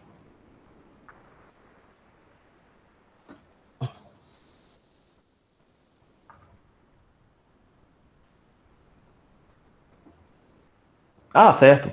Então, desconsiderando o efeito de borda, determine a quantidade de carga armazenada em cada uma das placas abaixo. Então, sejam duas placas condutoras de tamanho 1 metro por 5, que estão inclinadas a 45 graus uma da outra, com espaçamento de 4 milímetros entre elas, conforme mostrado abaixo. O espaçamento de 4 milímetros, ele não está aqui para entrar na conta, né? Ele está aqui só para a gente dizer que existe uma fenda, tá? Então, essa fenda, ela não vai permitir que as duas placas metálicas entrem em contato uma com a outra. Isso é importante porque a gente precisa que o potencial entre elas seja diferente. Então, a gente vai supor, né, nós vamos aceitar que esse gap, que esse espaçamento é muito menor do que o tamanho das placas, e de fato ele é. A gente também vai desprezar os efeitos de borda, né? Então nós vamos supor que aqui eu tenho dois semiplanos infinitos e que eu estou apenas observando um recorte do semiplano infinito. Que diferença isso faz? Porque quando eu tenho semiplanos infinitos e eu estou observando apenas um recorte desses semiplanos infinitos, eu posso garantir que o meu campo depende só da minha posição em φ e não do raio ρ. Também não dizer, né? Por quê? Porque esse cara daqui ó, é praticamente homogêneo em relação a raio e em relação a z, porque ele é igual para todas as direções. Na borda, isso não vai acontecer, né? Mas aqui dentro, a gente tem essa uniformidade. Então a gente sabe que o potencial aqui vai ser uma função exclusivamente de φ. Certo? Então, meu potencial nessa região é uma função exclusivamente de φ. Então, eu posso resolver esse cara daqui com a equação de Laplace, porque no interior dessas minhas placas eu não tenho, né, cargas acumuladas. Eu acho que tinha mais alguma informação, não tinha? Se o meio entre elas possui constante dielétrica de 1,5, as placas estão submetidas a uma diferença potencial de 50 volts, determine a carga total armazenada em cada placa. Então, basicamente, o que a gente tem que fazer aqui é encontrar o potencial elétrico, depois encontrar o campo elétrico e depois do campo elétrico encontrar o vetor densidade de fluxo elétrico e aí usar ρS igual a D a N e aí vai dar uma resposta aqui. Vai dar uma coisa aqui. Então, vamos lá. Então, eu vou usar coordenadas cilíndricas para isso aqui, né? Obviamente. Então, eu vou ter a equação de Laplace. Quem são as minhas condições de contorno? Eu sei que a diferença entre elas é de 50 volts. Então, eu posso dizer que V de φ igual a zero é igual a 0 volts. E o potencial de φ igual a 45 graus é igual a V0.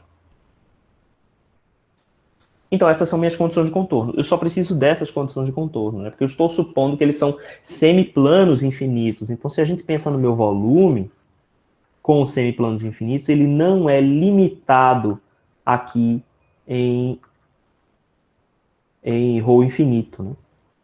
Apesar disso, a gente sabe que quando o potencial tende a infinito, a gente vai fazer com que esse limite seja igual a zero. Então, a gente conseguiu cobrir todos os lados aqui dessa região, né? Mas esse cara daqui não vai entrar no nosso problema porque o potencial não vai depender do raio, né? Então, a gente não vai ter esse problema aqui. Beleza.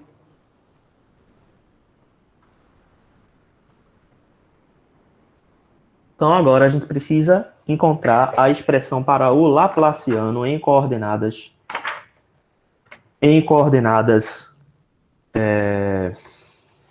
cilíndricas. Deixa eu só olhar ele direitinho aqui para não fazer besteira. Então, meu Laplaciano em coordenadas cilíndricas é 1 sobre ρ del ρ, del v, del ρ, mais 1 sobre ρ ao quadrado, del v, del φ ao quadrado, mais del v, derivada segunda de v em relação a z. Isso tudo aqui é igual a zero porque não tem cargas no interior. Então, como a gente admitiu que a gente vai desprezar o efeito de borda, eu posso dizer que essa derivada aqui é igual a zero e também essa derivada aqui é igual a zero. O que significa que eu tenho 1 sobre ρ ao quadrado, del ao quadrado v, del φ 2 igual a zero. Como eu não estou admitindo a minha solução para ρ igual a zero, eu posso passar ele aqui multiplicando, então a minha equação diferencial torna-se derivada segunda de v em relação a φ igual a zero. Quando a gente faz a integração duas vezes, isso aqui vai dar a função afim. Então, a minha função geral é v de a φ mais b. Essa é a minha solução geral para essa equação diferencial. E agora eu aplico nas condições de contorno. Aplicando... Eita, ficou mal escrito, mas vocês entenderam. Aplicando na condição de contorno, o que a gente tem? V de φ igual a zero é igual a zero. Então, portanto, B é igual a zero. Esse é o nosso primeiro resultado, né? B tem que ser igual a zero para que quando φ for igual a zero, meu potencial seja igual a zero. Então, V de φ igual a 45 graus. E 45 graus em radiano é π sobre 4. Então, a gente vai colocar esse cara daqui como sendo π sobre 4 é igual a V0, né? Um potencial fixo. Então, a gente sabe que V0 é igual a π sobre 4, portanto, A é igual a V0 sobre... V0 sobre 4, π, né? Então, π V0 sobre 4. Então, eu encontrei meu potencial. O meu potencial de φ é igual a π sobre 4 V0... π sobre 4 V0 vezes φ. Pronto. Essa é a função para o potencial. Quem é o meu campo elétrico? Né? O campo elétrico é menos o gradiente de V. A gente já pode dizer que esse campo elétrico aqui é o meu campo densidade de fluxo elétrico sobre ε. Esse meu ε aqui no caso, ele não é o ε0 porque eu não estou no espaço livre, né? Eu estou num espaço que tem uma permissividade relativa. Eita, peraí, como é que é? Eu passei dividindo errado, foi? Que coisa horrorosa. Deixa eu ver aqui. Peraí. V0 igual a π sobre 4 é 4 sobre π.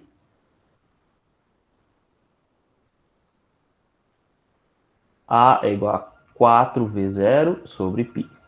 Agora, né? E daqui a pouco eu vou reprovar minha disciplina. Na aula passada eu perdi 2 pontos. Essa aula eu perdi 5. Pronto. Já fui para a final já. Então vamos lá. Então, aqui 4v0 sobre π, φ. Beleza. Então, aqui, ó, o meu campo elétrico E vai ser menos o gradiente de V. Como o meu gradiente só depende de φ, né? Vamos olhar lá qual que é o gradiente de um vetor. Então, o meu gradiente do vetor será em coordenadas cilíndricas. Esse aqui é o divergente. O gradiente foi o primeiro aqui, não foi? Foi. Ok. Então, quem que é o meu gradiente? Vou colocar aqui embaixo. Gradiente de V em coordenadas cilíndricas é del V, del ρ, a ρ, mais 1 sobre ρ, del V, del φ, a φ, mais del V, del Z, a Z. Ok. Então, meu gradiente aqui, ó, eu só tenho componentes que dependem de φ, portanto, novamente, essas derivadas aqui são iguais a zero. Então, meu gradiente vai ser menos 1 sobre ρ. A derivada de V em relação a φ, né? Então, é vezes 4v0 sobre π, vezes a φ. Então, esse cara daqui é o meu campo, é o campo elétrico, né? Então, o meu campo D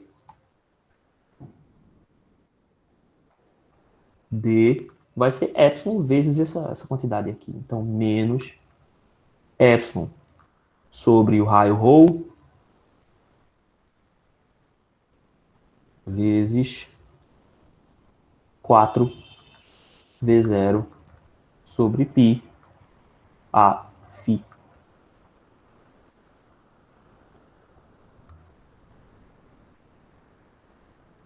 Ok, então quem que são as minhas densidades, né? A minha densidade ρ é S, densidade superficial, é igual ao vetor D vezes a minha superfície normal, né? Então, a quantidade de carga, né, vai ser... Poxa, cadê meu desenho? Eu não desenhei de novo, não? Foi? Desenhei, não. Se eu estou olhando aqui, 45 graus, quem é o meu vetor normal? Né? Meu vetor normal é o próprio afim. Só que aqui depende de como a gente posiciona, né?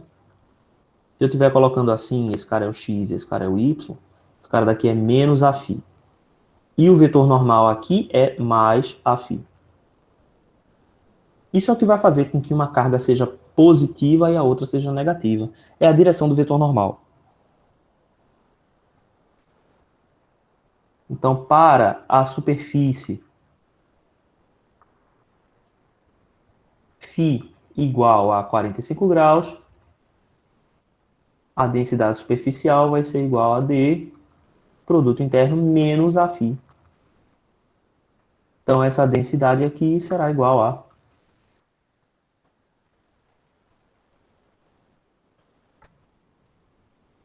epsilon sobre ρ,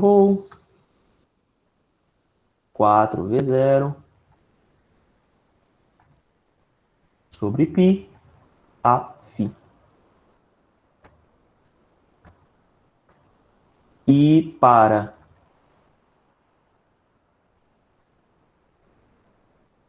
a superfície φ igual a 0 graus, a minha densidade superficial vai ser D interno a φ, que agora nesse caso vai ser menos epsilon sobre ρ, 4v0 sobre π a φ. Beleza, como é que a gente encontra então qual é a carga total acumulada? Aqui eu só preciso integrar uma das duas, tá? Porque essa integral vai ser igual. É a mesma carga que foi acumulada em ambas as placas. Então, qual que é a quantidade de carga, né? Ela vai ser a integral na minha superfície S, né, na minha placa, de ρS ds. Então, quem é a minha integral aqui? Eu estou integrando em z e estou integrando no raio ρ. Porque se você observar a minha placa, né? Minhas placas são dadas dessa forma aqui, né? Então, aqui é a minha variação em z e aqui é a minha variação no raio ρ. Opa! Minha variação em ρ. Então, eu vou integrar primeiro ρ, o raio. Qual foi a distância? Foi 1?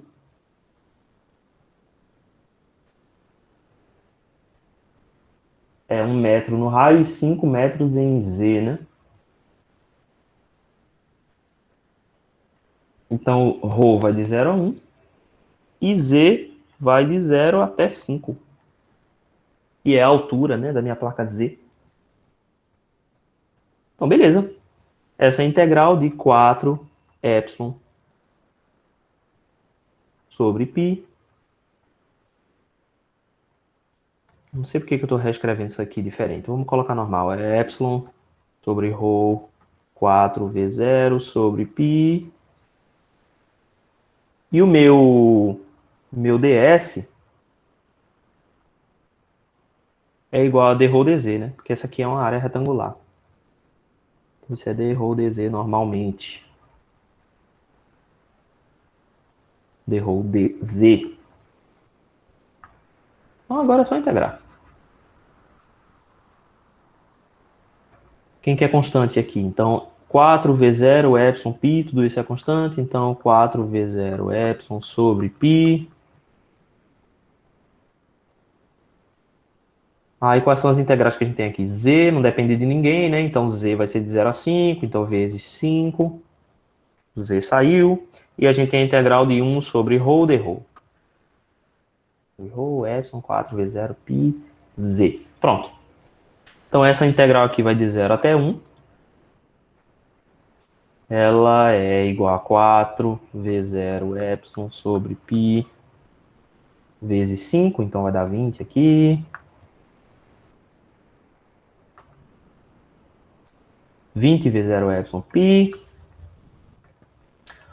que multiplica, esse cara daqui vai dar o logaritmo neperiano, então ln de 1 menos ln de 0.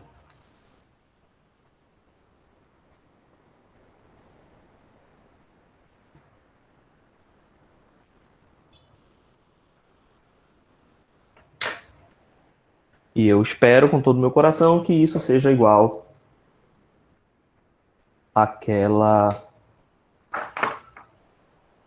àquele resultado.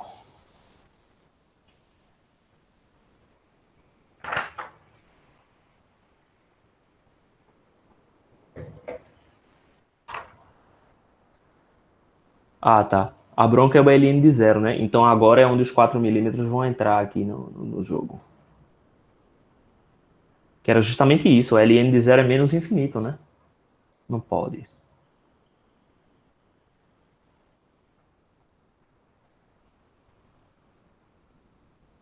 Então esses 4 milímetros aqui é o que vai entrar agora. Não vai ser ln de 0.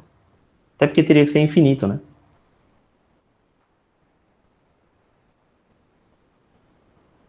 Então provavelmente essa aqui a gente vai ter que integrar de 4 milímetros até 1 metro. Então esse aqui, em vez de ser ln de 0, vai ser ln de 4 milímetros.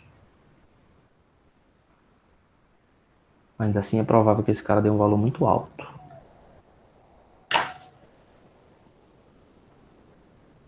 Aí eu não sei quanto é que vale isso aqui. Vale quanto isso aqui?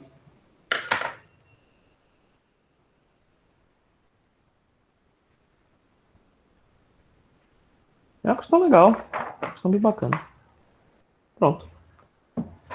Então, essa quantidade de carga aqui é igual a 23,3 nanocoulomb.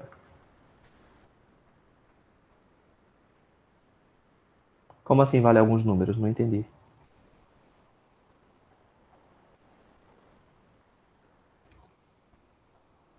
Existe essa alternativa lá? Não, tem essa aqui, 22,2, né? A alternativa do gabarito do livro é 22,2. Ah, o valor, ele nunca, para mim, eu nunca acho o valor uma coisa importante. Eu sempre acho a expressão é que é o importante.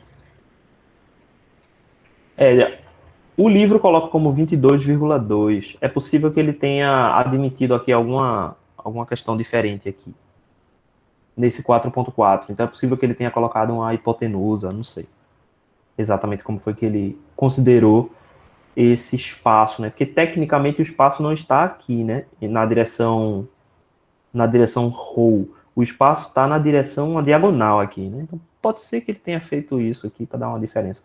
Mas a resposta correta é 22,2. Que para mim é a mesma coisa aqui. Ok? Não, mas e aí, gente? Agora não dá mais tempo, né? Porque essa questão esgotou nosso tempo de hoje. Certo, Robson? Mas aí faz o seguinte: põe a questão lá no grupo, tá?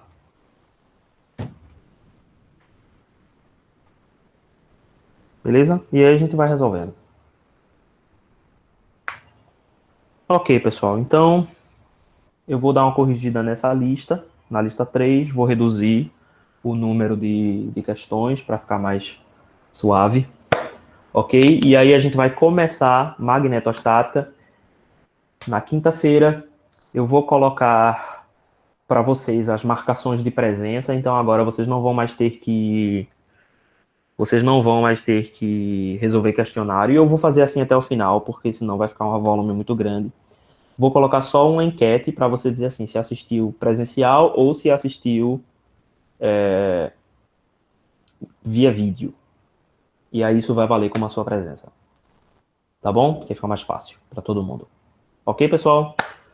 Obrigado e até a quinta-feira.